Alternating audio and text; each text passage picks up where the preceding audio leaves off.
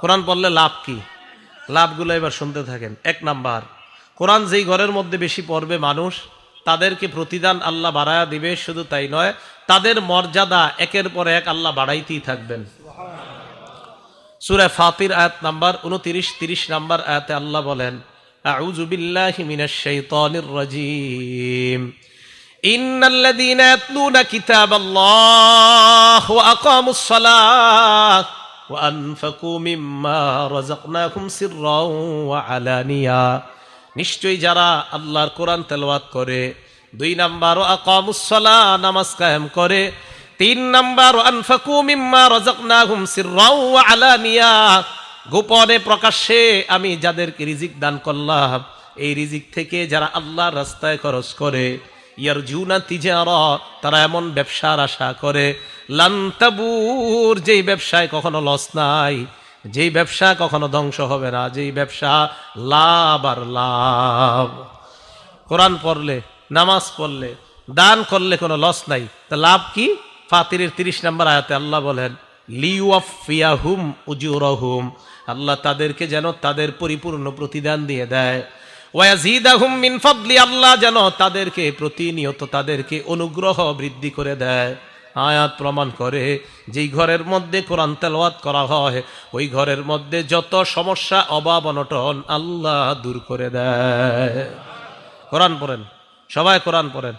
আগে কৃষকরাও সকালবেলা কোরআন পড়তো, সবাই কোরআন পড়তো আগে দেশ গ্রামে। 15-20 বছর আগে কোরআনের আওয়াজ ছিল। যেই মোবাইল আসলো হাতে হাতে, এখন শুধু মাসালা জিগায়, মোবাইলে পড়লে হবে কি হবে না, এটা জিগাইতে জিগাইতে আর পড়ে না। হবে, অবশ্যই হবে, মোবাইলে পড়লেও হবে, কিন্তু পড়েননি। মোবাইলে পড়লে হবে, কিন্তু পড়েন না তো। আল্লাহ আমাদেরকে কোরআন পড়ার তৌফিক দান করেন। 2 নাম্বার ফজিলত, কোরআনের সাথে যে মহব্বত লাগায়, কোরআনের সাথে যে ভালোবাসা স্থাপন করে, উনি যদি বস্তিরও হয়, 10 তলার হয়, তার দাম বেড়ে যায়। কি বললাম? বস্তির হইলেও দাম বেড়ে যায়। দলিল ইবনে মাজাহ হাদিসের একটা কিতাব আছে, এই কিতাবের 218 নাম্বার হাদিস, মুসলিম শরীফও আসছে হাদিসটা। হযরত ওমর ইবনুল খাত্তাব রাদিয়াল্লাহু তাআলা আন, তখন আমিরুল মুমিনিন, তিনি মক্কায় একজনকে প্রশাসনিক কাজের দায়িত্ব দিলেন। যাকে দায়িত্ব দিলেন তার নাম রাফি ইবনু আব্দুল হারিস। শুধু রাফি মনে রাখলে চলবে, রাফি বলেন কি নাম? ওনাকে মক্কার প্রশাসনিক কাজের দায়িত্ব দিলেন ওমর ইবনুল খাত্তাব। এই রাফি লাকিয়া ওমর ইবনুল খাত্তাব বিউসফান, উসফান নামে একটা জায়গা আছে, এই জায়গায় হযরত ওমর ফারুকের সাথে মক্কার ওই প্রশাসক হযরত ওমরের সাথে দেখা করলেন। মক্কার আশেপাশে আবার ছোট ছোট এলাকা আছে, ওই এলাকায় আবার যারা দায়িত্বশীল, তাদের লিডার আবার ওই মক্কার প্রশাসনিক কাজের প্রধান যিনি, আবার বুঝেন, সবার প্রধান আমিরুল মুমিনিন হযরত ওমর। হযরত ওমর রাদিয়াল্লাহু তাআলা আনহুর অধীনে মক্কার প্রশাসক তখন রাফি। এই রাফি রহমতুল্লাহর অধীনে আবার মক্কার আশেপাশের যে গ্রামগুলা, তো এই গ্রামেরও আবার বিভিন্ন প্রশাসক আছে ছোট ছোট, এগুলার অধীন, কার অধীনে? মক্কার যিনি প্রধান তার অধীনে। তো উসফান নামক জায়গায় হযরত ওমরের যখন সাক্ষাৎ হয়েছে, হযরত ওমর ফারুক খবর নিলেন, কি ব্যাপার, কি অবস্থা তোমার? কাজী আলহামদুলিল্লাহ, ভালো হুজুর। হযরত ওমর ফারুক বললেন, মানিস্তাখলাফতা আলা আহলিল ওয়াদি, মক্কার আশেপাশে গ্রাম, এই গ্রামগুলোর মধ্যে তুমি কাকে প্রশাসক বানাইছো? রাফে জবাব দিলেন, ইবনে আবজা, আমি যাকে প্রশাসক বানিয়েছি তার নাম হলো ইবনু আবজা। বলেন, ইবনে আবজা। কি নাম? হযরত ওমর কয়, এটা আবার কে? মান ইবনু আবজা, ইবনে আবজা আবার কে? রাফে জবাব দেয়, রাজুলুম মিন মাওয়ালিনা, তিনি হলেন আমাদের একজন আজাদকৃত গোলাম। আজাদকৃত? হযরত ওমর ফারুক বললেন, এটা আবার কি করলা? ফাস্তাখলাফতা আলা আহলিল ওয়াদি রাজুলাম মিন মাওয়ালিকুম, একজন গোলামকে তোমরা প্রশাসক বানায়া দিলা, একজন গোলামকে তুমি এত বড় দায়িত্ব দিয়ে দিলা। রাফে রহমতুল্লাহ জবাব দেয়, আমিরুল মুমিনিন তিনি যদিও গোলাম, তার মধ্যে আলাদা 3টা গুণ আছে। কয়টা? 1 নাম্বার, ইন্নাহু লাকারিউল লিকিতাবিল্লাহ, তিনি আল্লাহর কোরআনের অভিজ্ঞ ব্যক্তি। 2 নাম্বার, আলিমুন বিল ফারাইজ, ইলমুল ফারাইজের ব্যাপারে তার অনেক দক্ষতা। 3 নাম্বার, কাযিন, উনি বিচার সুন্দর করতে পারে। আমিরুল মুমিনিন, এই 3 গুণ থাকার কারণে আমি তাকে গ্রাম্য প্রশাসনিক কাজের দায়িত্বে নিয়োজিত করে দিলাম। ওমর ফারুক বলেন, আসল কথা হলো আমা ইন্না নবিয়াকুম সাল্লাল্লাহু আলাইহি ওয়াসাল্লাম ক্বাল, নবীজি বলেছেন, ইন্নাল্লাহা ইয়ারফাউ বিহাদাল কিতাবি আকওয়ামা, কোরআন এমন এক কিতাব, এই কিতাবের সাথে যার সম্পর্ক তৈরি হয়ে যায়, গোলামও যদি কোরআনের সাথে সম্পর্ক তৈরি করে নেয়, ইয়ারফাউ বিহাদাল কিতাবি আকওয়ামা, আল্লাহ কোরআনের কারণে ওই মানুষগুলার মর্যাদা বাড়ায়া দেয়। গোলাম কোরআনের সাথে সম্পর্ক রাখছে, মর্যাদা বেড়ে গেছে। আমাদের দেশে যে ছেলেগুলো আন্তর্জাতিকভাবে নাম করতেছে, বেশিরভাগের ইতিহাস তালাশ করেন, এদের মা বাবা তো বড় লোক না, ধনী না। এই যে কয়দিন আগে যে তাকরিম ছেলেটা, ওদের বাড়ি হলো সিরাজগঞ্জ, ছিল চরে বাড়িঘর সব নিয়ে নিস আপনার এই যে নদীর পানিতে, এরপরে নাগরপুরা এসে বাড়ি করছে টাঙ্গাইল। এই বাড়ি দেখবেন একদম কি অবস্থা বাড়ির। তো এই ছেলে কোরআনের সাথে তার সম্পর্ক লাগার কারণে সারা দুনিয়া, ও অথচ টিনের ঘরে থাকে কিন্তু ওর নাম পুরা দুনিয়া জানে। কোরআন, তাহলে কোরআন সম্মান বাড়ায় না? কোরআন সম্মান। অনেক 20 তালার মালিকরা আপনারা চিনেন না, কেউ এরকম আছে যে 10টা বাড়ির মালিক কেউ নাম জানেন না, কিন্তু এই যে টিনের ঘরের ছেলেটার নাম পুরা দুনিয়া জানে। কোরআন, কোরআনের সাথে যার সম্পর্ক লাগবে তার মর্যাদা বেড়ে যাবে।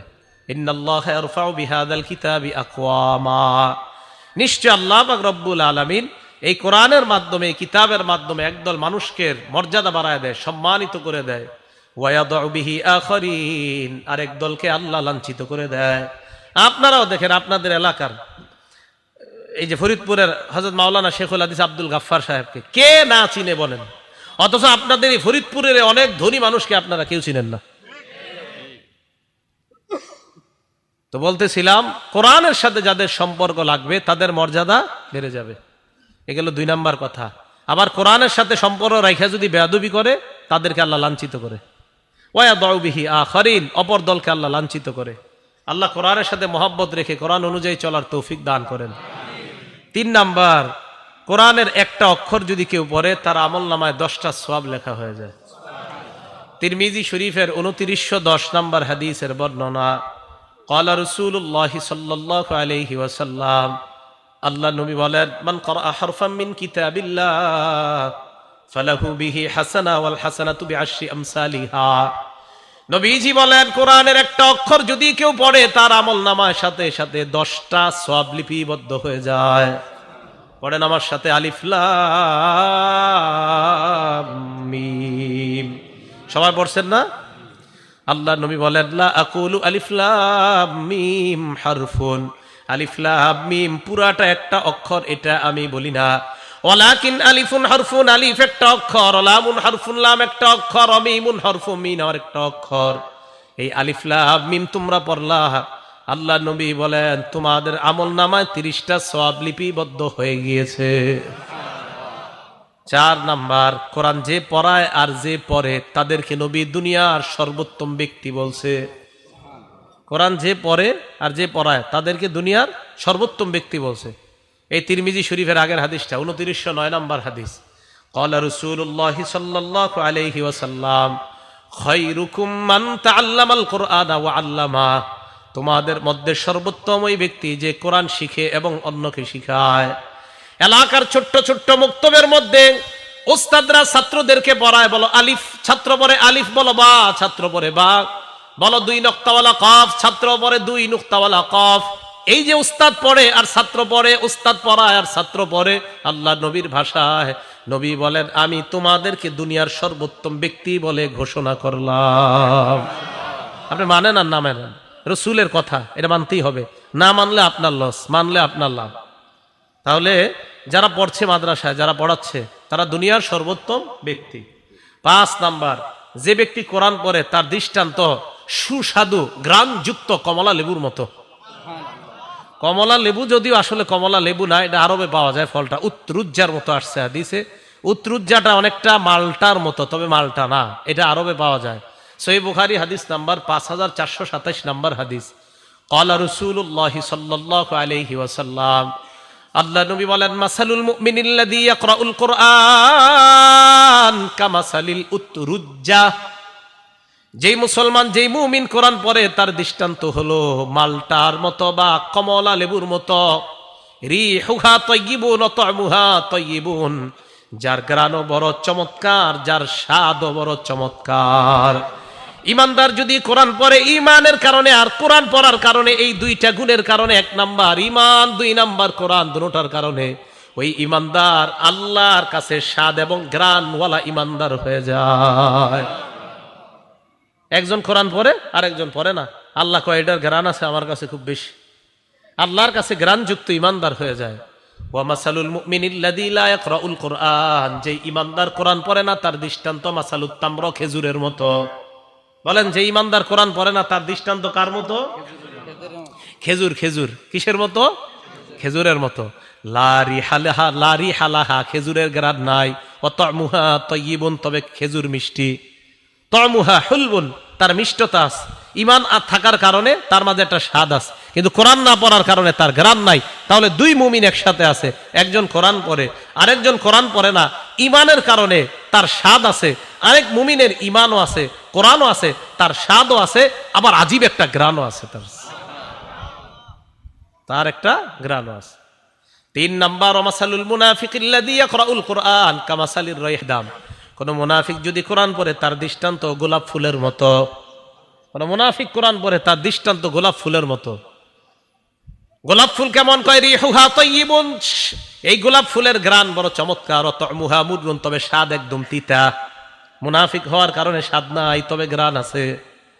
4 নাম্বার ওমাসালুল মুনাফিকিল্লাযী লা ইয়াকরাউল কুরআন, যে মুনাফিক সমাজে বইলা বেড়ায় আমি ইমানদার, আসলে ইমানদার না, দিলেও ইমান নাই, মুখে শুধু বলে ইমানদার।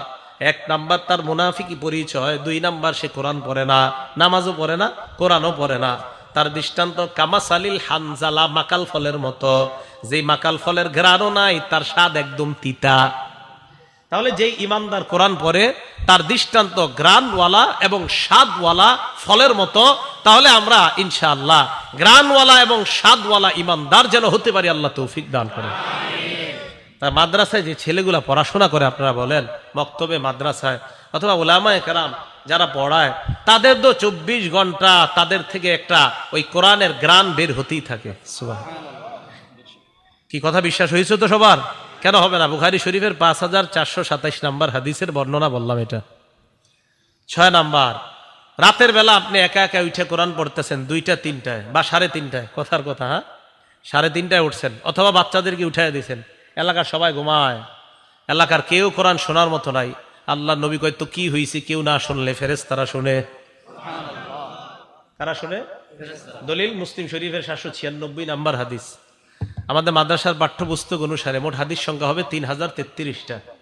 এই অনুসারে মোট হাদিস সংখ্যা হবে 796। ক্বালা রাসূলুল্লাহ সাল্লাল্লাহু আলাইহি ওয়াসাল্লাম। আচ্ছা, নবীজি শেষের দিকে কথাটা বলছে, পুরা হাদিসটা শোনেন, এটা মজার ঘটনা এই হাদিসটা। হাদিসের বর্ণনাকারী সাহাবার নাম আবু সাঈদ খুদরি রাদিয়াল্লাহু তাআলা। তিনি যার সম্পর্কে বর্ণনা করেছেন হাদিসটা, তার নাম উসাইদ ইবনে হুজাইর রাদিয়াল্লাহু তাআলা। এই উসাইদ ইবনে হুজাইর বলেন, আমি আমার আস্তাবল মানে যেখানে আমার ঘোড়াকে বেঁধে রাখি, এই আস্তাবলের মধ্যে আমি রাতের বেলা কোরআন পড়ছিলাম। আকরাউ ফি মিরবাদি, আমি রাতের বেলা আমার ঘোড়ার আস্তাবলে কোরআন পড়ছিলাম। আমার ছেলের নাম ইয়াহিয়া, ও পাশে শুয়ে শুয়ে ঘুমাইতেছে, পাশে শুয়ে রাখছে। তো উসাইদ ইবনে হুজাইর বলেন, আমি কোরআন পড়তে লাগলাম। ইসজালাত ফারাসুহু, উসাইদ ইবনে হুজাইরের ঘোড়াটা লাফানো শুরু করছে। উসাইদ ইবনে হুজাইর কোরআন তেলাওয়াত বন্ধ করলেন। ফাকরাআ সুম্মা জালাত উখরা, উসাইদ ইবনে হুজাইর কিছুক্ষণ চুপ থাকার পর আবার তেলাওয়াত শুরু করলেন। তেলাওয়াত যেই মাত্র শুরু হয়ে যায়, ঘোড়ার লাফ আবার শুরু হয়ে যায়।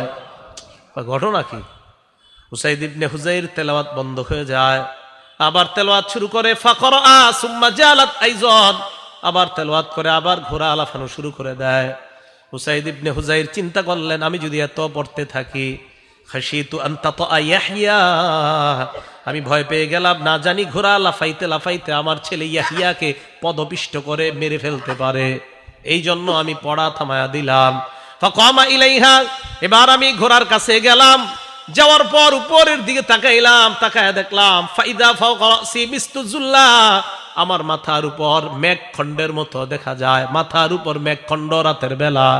এই মেঘখণ্ডের মধ্যে তাকায় দেখি ফিহা আমসালুস সুরুজ, অনেকগুলা বাতি ওই মেঘখণ্ডের মধ্যে দেখা যায়। বাতি বাতি অনেকগুলা বাতি একসাথে। আমি তাকায় রইলাম, হঠাৎ আমি দেখি আরজাত ফিল জাউই, ওই মেঘখণ্ডটা বাতি সহ শূন্যের মধ্যে চলে যায়। হাত্তামা আরাহা, আর দেখতে পাই না।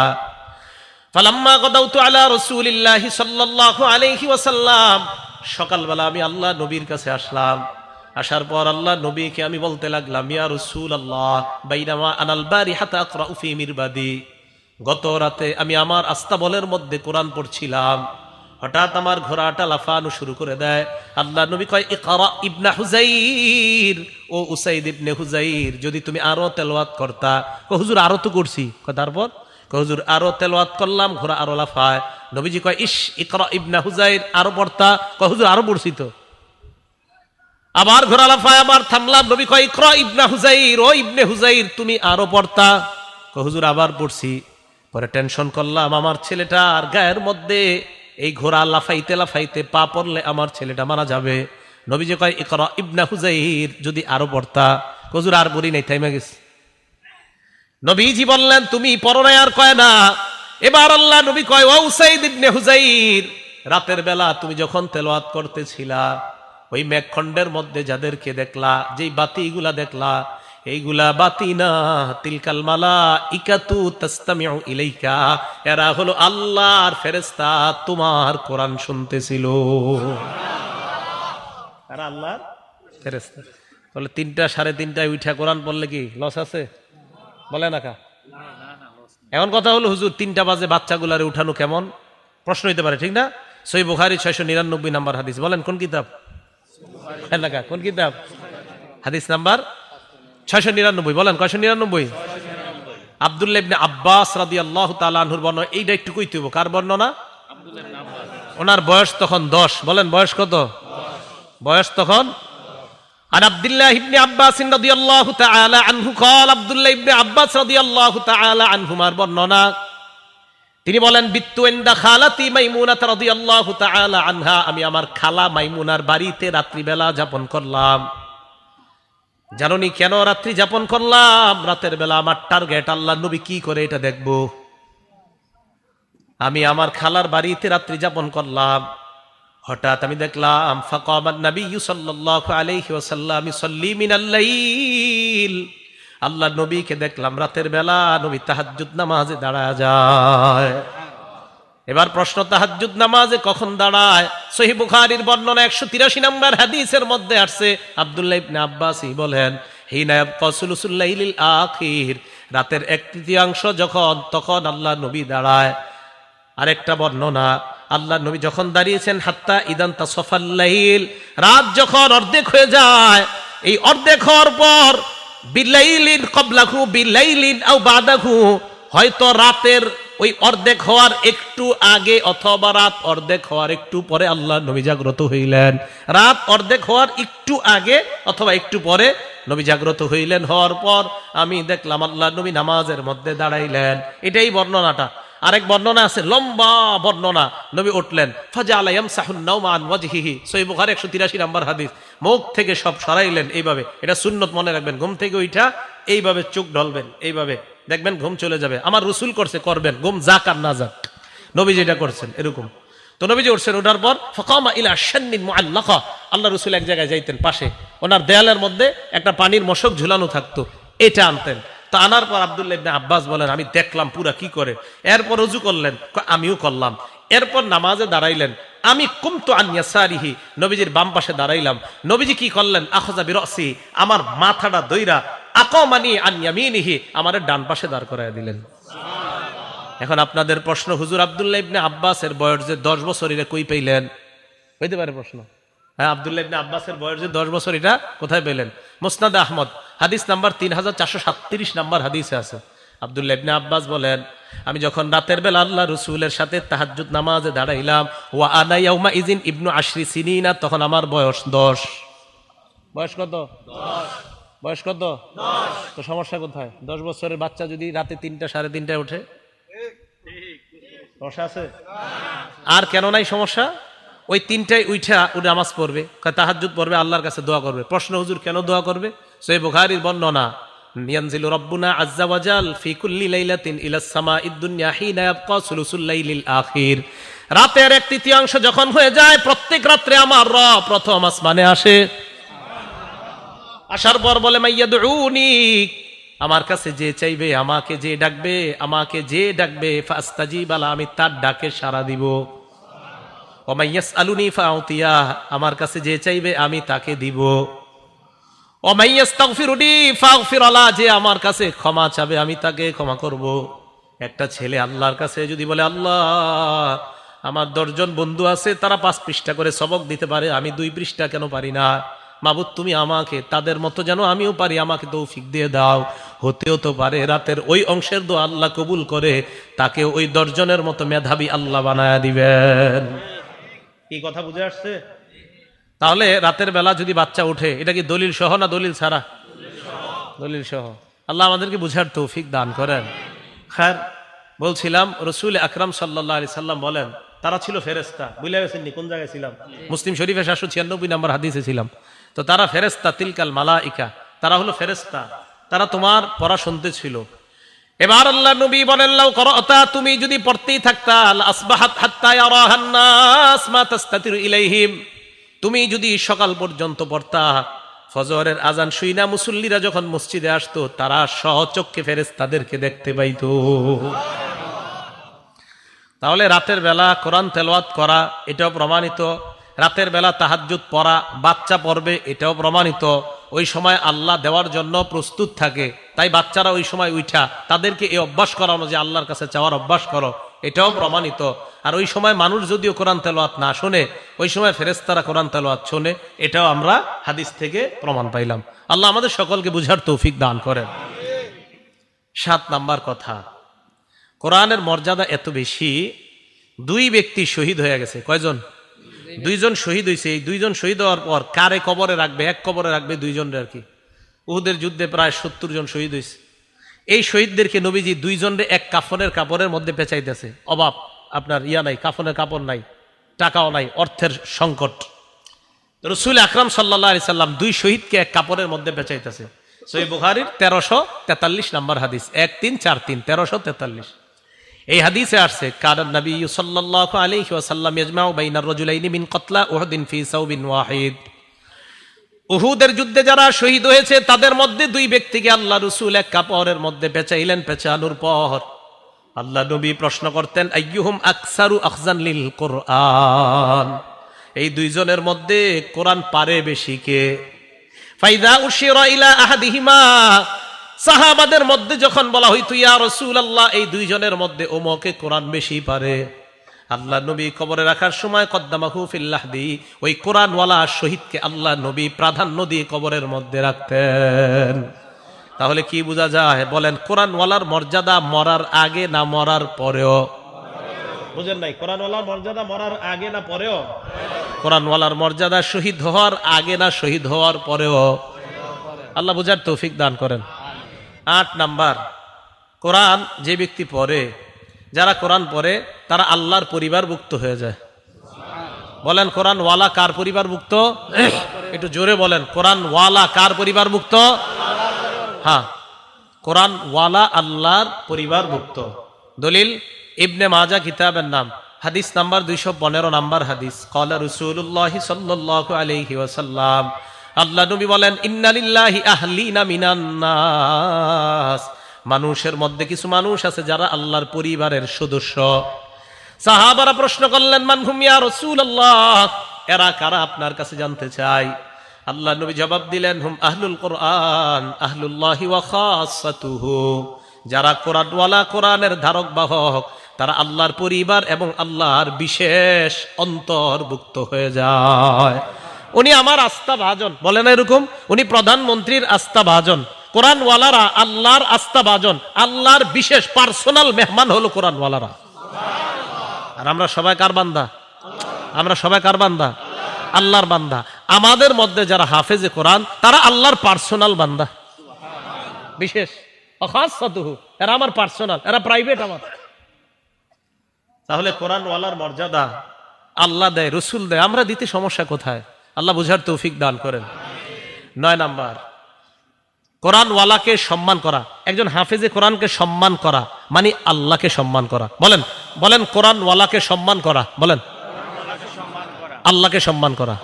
আবার বলেন, কোরআনওয়ালাকে সম্মান করা, আল্লাহকে সম্মান করা। আবু দাউদ শরীফ হাদিস নাম্বার 4843 নাম্বার হাদিস।